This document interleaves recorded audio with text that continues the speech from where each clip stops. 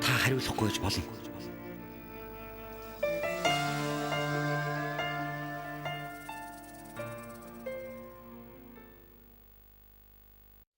Та одоо өмгөөлөгчийн ажлыг хэдэн жил болж байна вэ?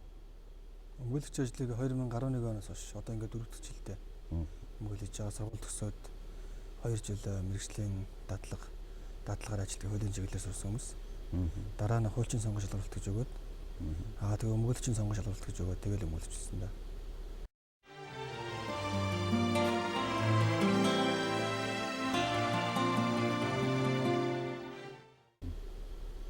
Өмгөөлөгч одоо шүүгч гэдэг юм, прокурорч гэдэг юм, эдгээр бол хуулийн хувьд л одоо тэгшэрхтэй гэж юм.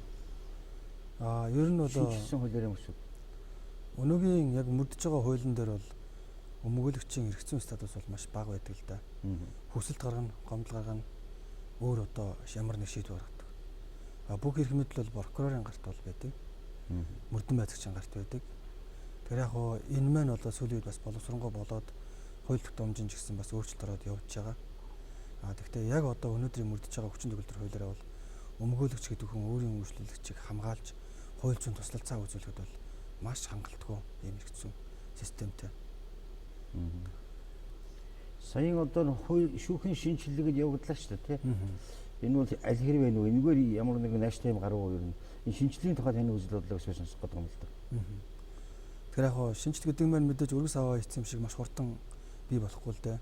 Тэгэхээр өмнө нь бол олон жилийн турш социализмын үеийн хууль тогтоомжууд тэр үзэл санаа хуулийн шингээд эндээс гарч өгдөгөө. Ингэж явсараа шинжилэл маань өнөөдөр маш олон цаг хугацаа, маш олон жилийг туулж ажил хүрсэн дээр л Монгол асуудал байгаа юм л да. Мэдээж бол шинжилт явагдаж байгаа боловч хууль эрх зүйн орчин шинжилгээд байгаа боловч тэнд байгаа хүмүүс маань өөрөө давхар шинжлэгдэж энэ үйл шинжил болох хэрэгтэй. Өөрөөр хэлбэл өмнөх хуулиар ажиллаж байсан, өмнөх нийгэмд ажиллаж байсан шүүгчнэр маань өнөөдөр яг энэ одоо хуулиндаа нийцүүлж ухамсараа өөрчилж тийм ээ ингэж ажиллах шаардлагатай болчихдог. Ингэж шинжилгээ явагдав. Тэрс хууль эрх зүйн орчны боловсронгуй шинжилгээгээд энэ маань өөрөө хүн шинжлэгдэхгүй бол цаана ямар ч үр дагавар байна. Би таныг наран тоолын хэрэг дээр одоо өмгөөлж байгаа, өмгөөлж байсан ч гэж сонссон юм байна. Тэр үнэн үү? Тэгээ наран тоол 1-2 хэрэг дээр хуулийн дээр нөмгөлөгчөөр ажиллаж байгаа. Шатдаг өнгөрсөн жил бол гал гарсан байгаа. Хоёуланд нь цаг хугацааны хувьд бол маш богино хугацаанд гал гарсан юм асуудал байж байгаа. Тэгээ энэ нэр дээр одоо ч нөмгөлөгчөөр явж байгаа. Мөрдөн байцаалтын шатандаа бол явж байгаа. Эхний цахилгааны эхний гал бол наран тоол нэг дээр цахилгаанаас болсон гэж бол гараад идэг. Тэгээ бид нар бол энийг зөвшөөрөхгүй. Энэ бол цахилгаанаас болсон гэхэд бол үндэслэхгүйгээд холбогдох байгууллагууд нь бол гомдлоо гаргаад шинжээчийн дүгнэлтийг дахин хийлгэе гэдэг байдлаар бол асуудыг тавьж байгаа. Ер нь тэгээд манай онцгой байдал муу юм бол баруун талын хараа авах гэчээр гал гарлаад л очоод цахилгаан болгочиход байдаг ерөөсөө. Тэглийг санаатаа тавьж байгаа юм уу, санаандуу тавьж байгаа юм уу те? Зохион байгуулалтаа тавьж байгаа юм уу? Энийг шалгах хэрэгтэй. Та бүхний үзэж байгаагаар бол зүгээр үзэгчд сонирн байж магадгүй. Яг толгойч шүү зүгээр. Нөхцөл байдалд нь яг зүгээр анализ дүгнэлт хийхэд бол тэр том объект тийм ээ. Цаг зөрөхгүй хугацаанд юу ч хүнсэн норм болоо шатчихж байгаа. Тэгтэл одоо нэг жишээ хэлгээд өмнө нь бол нэг 2-3 цааны газар шатчихсан байгаа. 2-3 цаг шатсан. Яагаад ч ерөөсөө. Тэгснээр цаг хүрэхгүй хугацаанд тэр ерөөсөө байхгүй болчихсон. Хүнсэн норм болчихж байгаа байхгүй. Тэгээд сонь юмуд байгаа л да. Одоо жишээ нь тэр үед чинь нэг зам ам 50 гэсэн яриа байдгийн. Тэгээд замын тавиулахгүй гэж 8-ачд нэг хэд хоног замаа хаач хвцсан сураг байдгийн. Ингээд гайгүй 8-ччлаа гэдэл тэр өдөр нь 8-ачд замаа хаач хвтаг байхгүй. Тэр өрөөнд болчдаг. Хэд хэдэн асуудлууд бол байгаад байдгийг. Бидний үзэж байгаагаар бол гадны нөлөөтэй байх магадлал нь бол маш өндөр байна.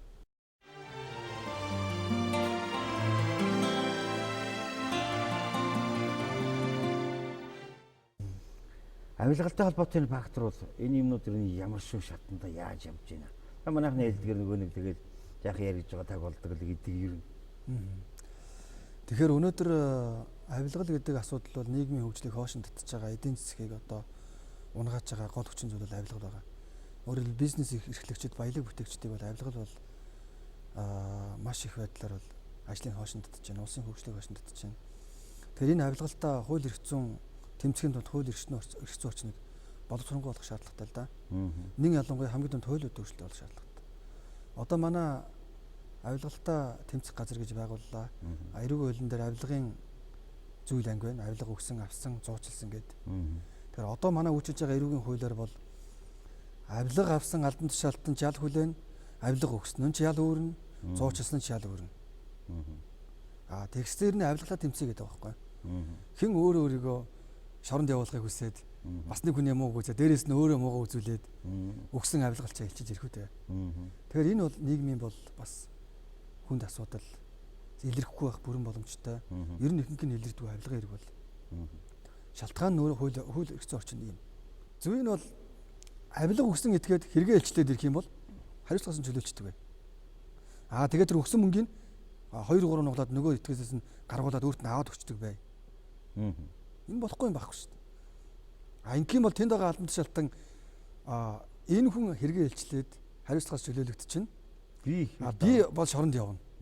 Тэгээ энэ хилчгэл юм бол гэдэг адаглаа тийм ухамсар тэр хүмүүст бий болох байхгүй. Нэлийн сонгодог жишг нь юу ямар жишг нь Монголд их зохимжтой байх вэ ер нь. Энийг одоо устгах хэрэгтэй л байна л да тэмцээл юу байгуулаад байна одоо тэгэхээр мэдээж хууль эрх зүйн орчныг маш боловсронгуй болгох шаардлагатай. Хоёрдугаарт нь төрийн албан тушаалтнуудын хараа тус байдлыг бий болгох шаардлагатай. Өнөөдөр мөрдөн байцаагч нар наадмын талбай дээр ч зогсож байна те. Согоодрын талбай дээр ч үйл зогсож байна, хүн ирэнгүүт зам дээр зогсож байдаг. Гэтэл энэ хүмүүс хэрэгээ шалгаа явуулж байгаа хүмүүс. Энэ хүнд нөхцөлд ажиллаж яж цалин хөдөлмөрөө үнэлж байгаа маш бага юутай. Эдийн засгийн талаас нь энэ хүмүүсийг авилгалд өртгөх болгоод өгөх хэрэгтэй. Эдийн засгийн асуудлыг шийдэх, цалин мөнгөний өндөр болгоё. Хараа тус байдлыг нэмэгдүүлье, тийм ээ. Яг муу юм бол цагдаа гэж манайхан бол ярьдаг л да. Тэгтээ өөрт нь асуудал тулгуул хамгийн түрүүнд цагдаад бас ханддаг байхгүй. Тийм. Тэгэхээр энэ мэдээж цагдаа нараа авилгагүй болгохын тулд цалин эдийн засгийн хараа тус байдлыг бий болгох. Дараа нь хууль эрх зүйн орчныг боловсронгуй болгох шаардлагатай. Их ойрын одоо өнөөдөр яригдаад байгаа зүйлийг ч бас бид нар үзэгчтэй хүргэх хичээдэг. Манайх бол хариулахгүй байж болдог. Нөгөө хүн чөлөөтэй ярьж болох хэрэгтэй. Хариулахгүй байж болох хэрэгтэй. Тэр нь бол ямар ч хамаа байхгүй. Таны л үзэл бодол. Бидний одоо үзэл бодол биш гэж ингэж үздэг учраас ийм хоёр талтай эрхчлөө тавьдаг юм л да. Би таныг одоо ерөнхий сайдын ахлах зөвлөх ганц сүхийн сэжигтнэр татагдсан үйл явдлын гэдэг юм одоо хэрэг гэж хэлдэг юм уу? Эний өмгөөлөгчөөр ажиллаж байгааг сонссон. Тэ ганцхан өмгөөлөгчөөр ажиллаж байгаа. Ажлаад одоо 2 сар орчим болж байгаа. 2 сар орчим. Энд дээр зөв зарим зүйл дээр нь жаахан тогтож ярий. Та хариулахгүй ч гэж болно. Тэр нүүрс хөтөлбөр гэдэг нь юу нь ямар юм бэ? Эхлээд. Тэгэхээр энэ нүүрс хөтөлбөр гэдэг маань Багнуурын нүүрсийг Улаанбаатар тавьчирч иргэдэд хямд үнээр худалдаасан энэ хөтөлбөр болж байгаа. Ерөнхий үгээр нийлүүл. За энэ маань яаж явдаг вэ гэхээр мэдээж 100 км-ийн цаана Багнуур гэх том нүүрсний урхаа байдаг. Цахилгаан станцууд тэр нүүрсний урхаагаас тооны 20,000 төгрөг худалдаж аваад ингэж үйл ажиллагаа явуулдаг. Чэйнжүүд бол тэндээс нь бас мөн адил хямдхан үнээр худалдаж аваад нийслэл дээр авчрахтаа 10-20 нуглаад байна. Тийм асуудал. За 20 ч юу юм. 7-8 тийм ээ 9-10 орчим нугалж ингэ зараад байдаг. 100 км-ийн цаана төрийн өмчийн том нүүрсний урхаа байхад тийм ээ нэг хэрэглэгч нь 20,000-аар авдаг, нөгөө хэрэглэгч нь 200,000-аар авдаг. Тэгээ манай Монгол улсын Улаанбаатар хот бол Монгол улсын иргэдийн нийт 50-аас илүү хувь нь амьдарч байгаа ийм хот байгаа.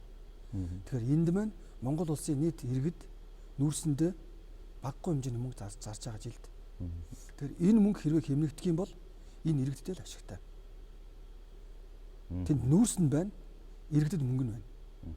Иргэдийн амьдрал бол маш муу байгаа учраас тэнд байгаа тэр хямдхан зараад байгаа нүүрсийг дунд нь төсөл хэрэгжүүлээд тэр өөрөө менежмент хийж өгöd. Тэнд байгаа хямд хүнтэй өгж байгаа нүүрсийг шигшээд Багнуурын нүүрсийг хүмүүс яагаад авдаг вэ гэхээр хог аягдлахтай чулуу ихтэй байдаг. Энэ асуудлыг шийдээд хогийг ялгаад, чулууг нь ялгаад, шуудаалаад, богооноор зөөж Улаанбаатарт авчираад энд нь бас ажлын байр бий болгож хүмүүсийг цалинжуулаад ингээд бүх нэмэн өртгөө шингээж, зардлаа шингээгээд тэгээд энэ бүх үйл ажиллагааны зардлыг нэг хувийн компани өөрөө хувьяасаа гаргаад тэгээд нүүрсээ зарахтаа энэ дээр гарсан зардалгаа болон өөрийнхөө ашиг оруулаа ингээд зарцаа асуулаа. Яг уу тэндээс 27,500-аар авал нийслэлийн иргэд яг гэрийнхэн гадаа нүүрсээ тооны 80,000-аар авч байгаа юм л да. Тэгээд 80,000-аар 27,000-аар авсан нүүрс маань нөгөө зардал нь нэмэгдэж явсараа гал 77-8 орчим мянга болсон юм шиг байна. Тэгээд нөгөө бүх зардлыг төрөөс биш хувьяасаа гаргаж энэ компани нэг компани төсөл хэрэгжүүлж байгаа. Энэ компани ашиг авах хэрэгтэй бас тийм ээ. Гэхдээ нугалж аваагүй энэ компани маань. Зүгээр маш их хэмжээгээр нь борлуулж тийм ээ. Их хэмжээгээр нэгж байгаа учраас бас боломжийн ашиг өөртөө таарсан ашиг аваад ингээд иргэдэд хүрсэн асуудал байгаа. Нэг талаасаа иргэд маань бас Карманаасаа нэг 2 жилийн хугацаанд 50-60 тэрбум төгрөг хэмжсэн нийт иргэдийн судалгаагаараа. Өөрөөр хэлбэл тоон нүрснээсээ л 80 мянга, 70 мянга, 100 мянга төгрөг хэмээд байгаа байхгүй юу?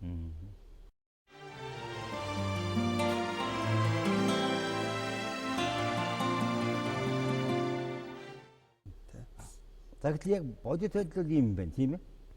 Өдөр талаас нь яг байгаа өсөлтөөр нь харахад шүү дээ тийм ээ. Энийг тэгээд ямар асуудал усгаад байгаа юм? Тий, одоо тэгээд энэ нүрсийг зарсан мөнгнөөс нь дундаас навж ицсэн гэдэг нэг юм яриад идэг. Тэгээд энэнийхэн тооцоо гаргахтаа бол энэ нүрсийг 27 мянгаар багнуураас 27-аар авах ёсгүй байсан юм аа тий. Энийг 39 мянгаар авах ёстой байсан гэдэг байгаа байхгүй. Тэгээд 39 мянгаар авсан бол энэ нүрс маань өөрөө иргэдийн гар дээр дахиад нэг 12 мянган төгрөг нэмэгдэж очих гээд байгаа байхгүй. Төрийн өмч гэдэг бол ард иргэдийн өмч гэсэн үг байхгүй. Тэгэл төрийг охироосон гэдэг үнслэр ингэ яриад байдаг. Төрийн өмч гэж ард иргэдийн өмч. Ард иргэд нь нүрсээ хямдхан авч мөнгөө хэмжиж.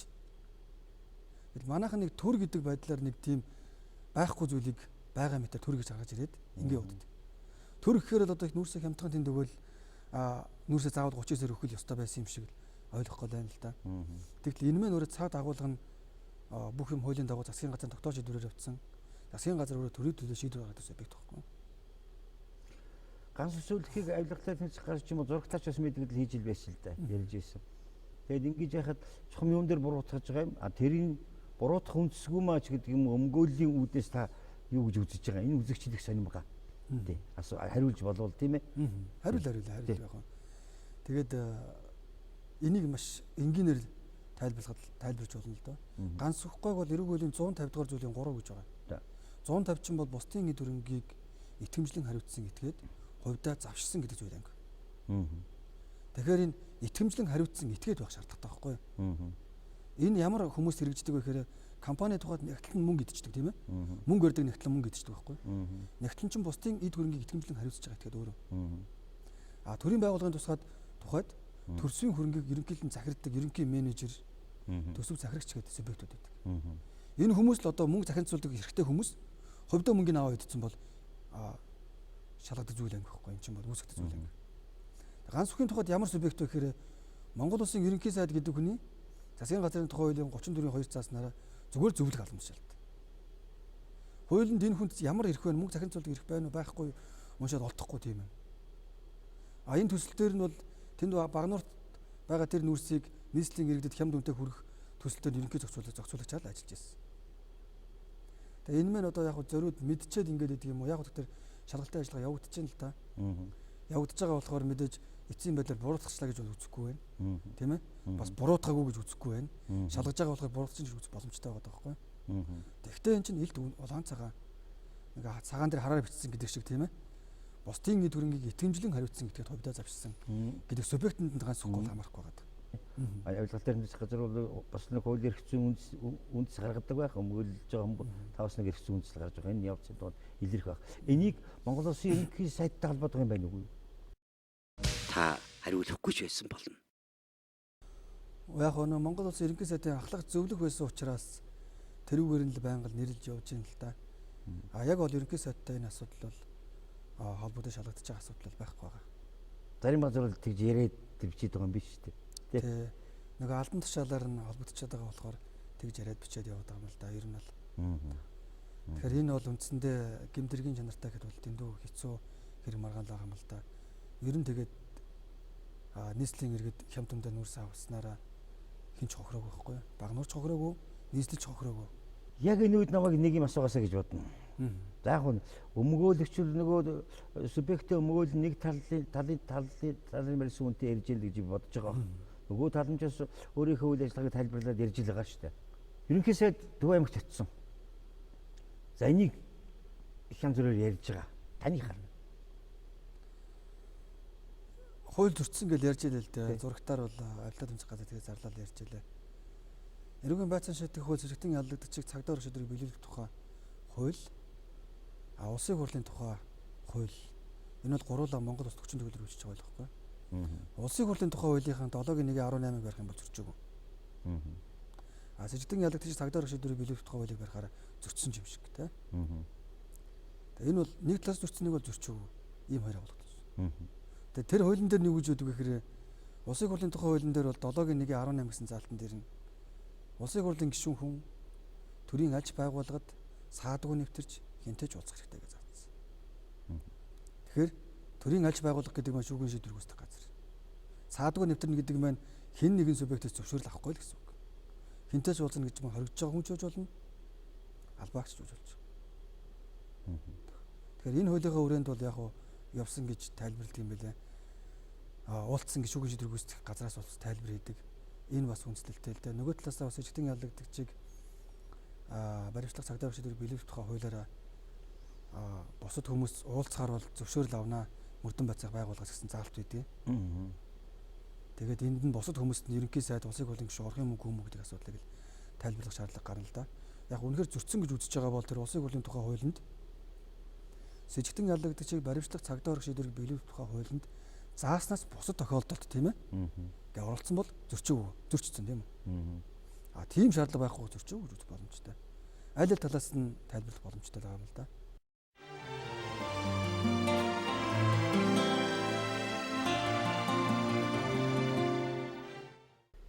Энэ өмгөөл хийж явах танд ямар нэгэн саат татхар юм уу, янз бүрийн байна, халтж одоо халирж байгаа юм байна.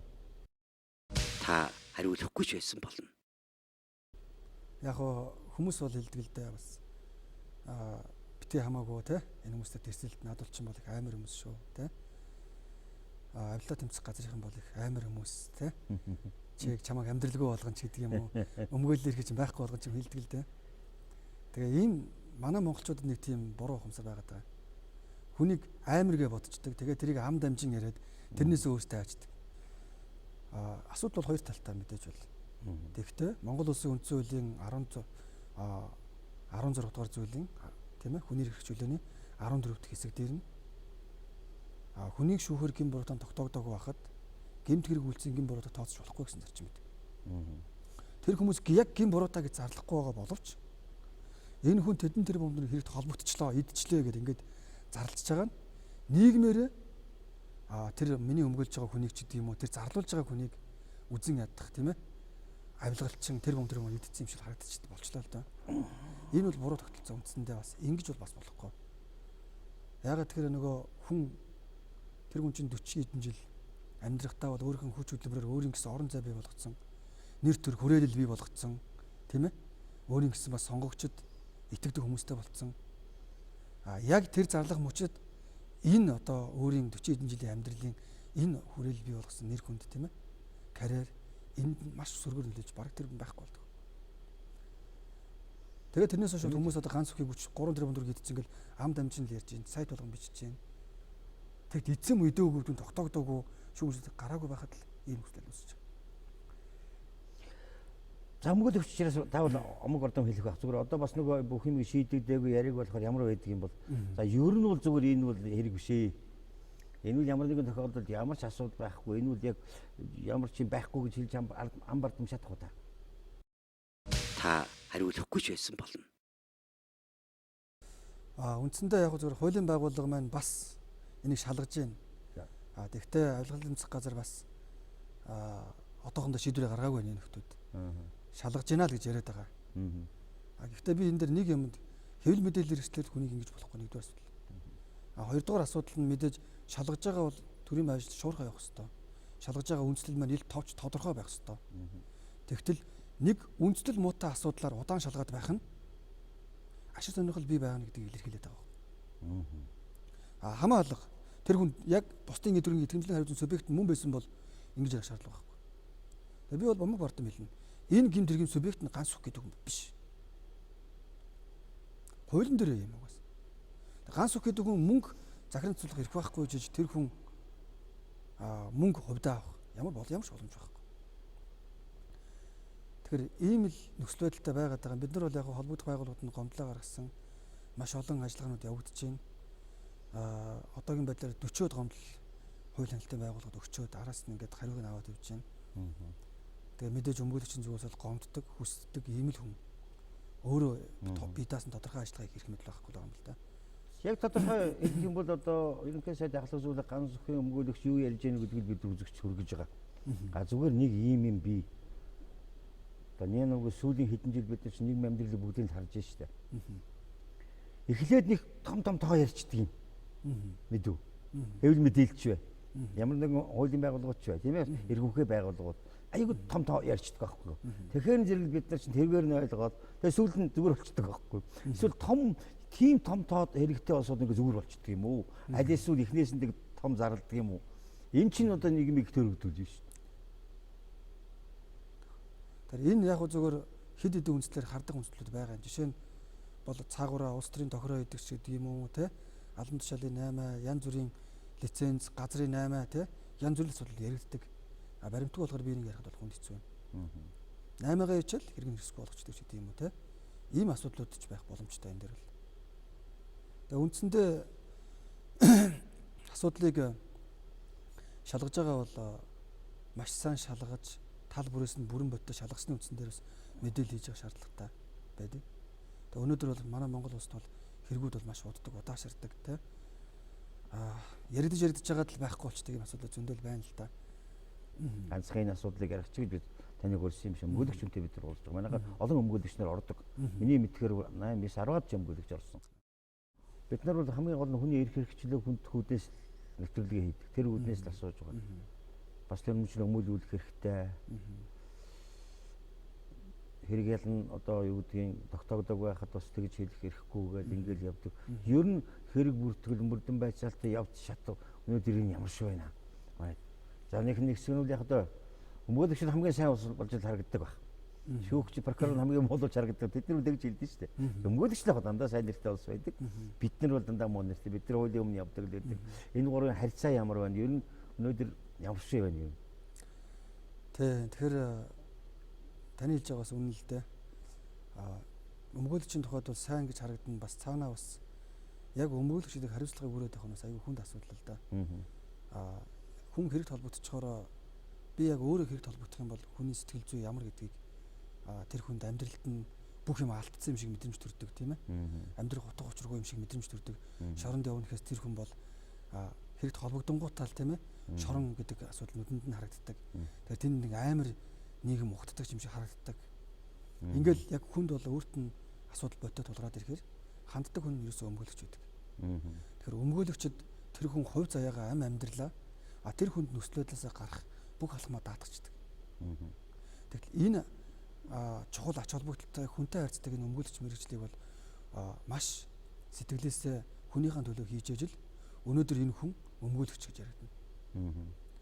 Хэрвээ тэхгүй бол энэ хүн өмгөөлөгчөөс толгоонд ор.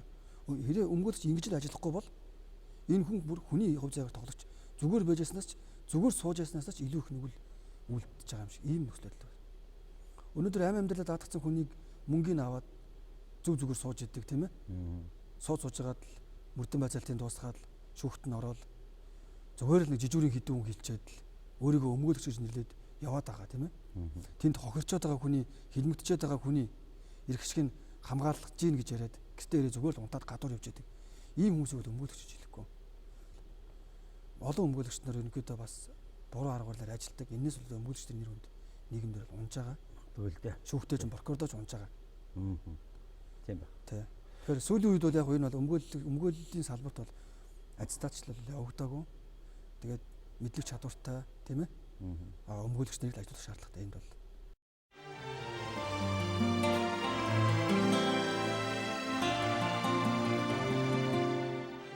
Та түрүү яриндаа хэллээ шүү дээ.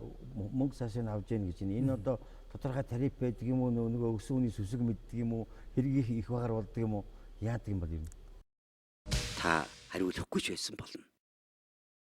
Яг энэ дээр тариф бол байдаг вэ. За. Тэгээд ирж байгаа хүнтэйгээ уулзаад ярилцж байгаа өмгөөлөгч болгон өөрийн гэсэн нэг мөнгөний үнцэнтэй өөрийгөө үнэлдэг тийм ээ. За зарлал тэрүүгээр л одоо боддог бах тийм ээ. шийднэ. өмгөөлөгч болгон өөрөөр хэлж болно. Өмгөөллийн ашиг бол За. тий. Тэгэхээр тэр хүн бол одоо жинхэнэ нөгөө өмгөөлж байгаа хүн өөрийн сонголтын асуудал. Хэрэв тариф тогтоочих юм бол бас нөгөө талдаа хүндрэлтэй нөхцөл үүсч болно. Бидний тухайч гэсэн заримдаа ядарсан өнөр дээр өнгөө өмгөөлөө явуулдаг асуудал зөндөл байгаа. Тэгэхээр энэ мэн бас үнэлэхэд мөнгөөр эдийн засгаар хэмжээ явуулчихад бас хүндрэлтэй бизнес болж болохгүй өмгөөлөл өөрөө. Яг эцсийн бүлэгтээ тав тийм зорилго бол нэг хүний эрх хөгжлөө, хүний хүндлэх, хуулийн шодрог ёс байдал тогтоох, болж игэл хүн гэмбрүүгүү бол аль болохоор тайван замд орох, аль болохоор үнэн замны төлөөл юм байгаасаа билээ. Бид нар ч гэсэн тэгж боддог юм чинь. Тэр үднээс таныг өрс. Ер нь тийм биз дээ юм байна. Тэ ер нь бол тийм. Тэгэхээр манайд мэдээж бол хуулийн байгууллагад шүүх прокурор цагдаагийн байгууллага бол өөрөө төрийн тусгай байгууллага гэж явдаг байхгүй. Гараат бус тийм ээ. Тэгэхээр энэ хүмүүс хүний эрх хэрэгжүүлэх хязгаарладаг хүмүүс. Хязгаарлана гэж байгаа. Зөрчдөг хязгаарлаг гэж байгаа. Хязгаарлах нь хэмжээнээс ихтэй зөрчөө явчихж байгаа. Тэгэхээр өнөөдөр бас хүний эрх хэрэгжүүл зөрчиж байгаа тохиолдлууд маш нийгэмд их байна л да. Жишээ нь одоо өмгөөлөгчийг шүүх хуралдаанд нь ирээгүй гэж үүсэлж байгаа хүний аваачаад орчдөг ерөөсөө. Хэрэг бүтгэж мөрдөн байц цагч нар бол хүний хүнслэгүүгээр аваачиж хордог асуудлууд гарч байна. Цагдаагийн байгууллагын ажилтнууд хүний хувь заяагаар тоглох асуудлууд гарч байна. Зарим нэг улс төрчийг унгаахын тулд тийм ээ зохиомол нөхцөл байдал бий болгож байна.